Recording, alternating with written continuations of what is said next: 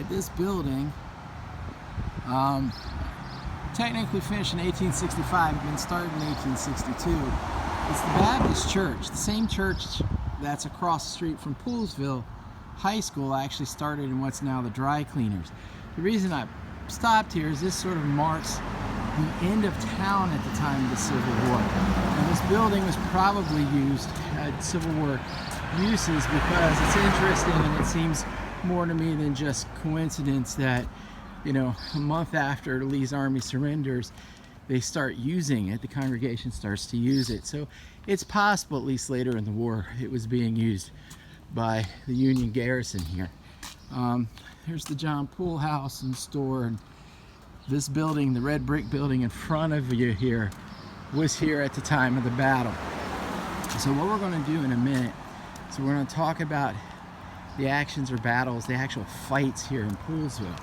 And it seems kind of strange to me, I think, to realize that over the course of the Civil War,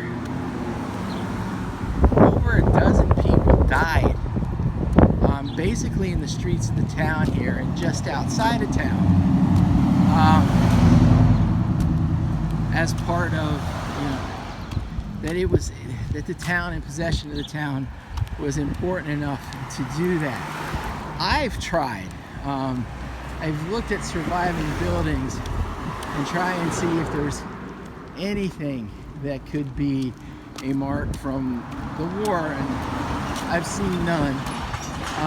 Doesn't mean they're not there, but most of the heavy fighting did not take place actually in town. There was fighting in town, but most of it took place just outside, and we'll go look and see where that is. The white building across the street and the smaller brick building, and you can see the John Poole over there, these were all sort of survivors of the Civil War. And then of course on the same side of the street across from the gas stations are the pool houses, where we're going to go to eventually, and we'll talk about them. Yeah, so I'll be back in a bit. Thank you.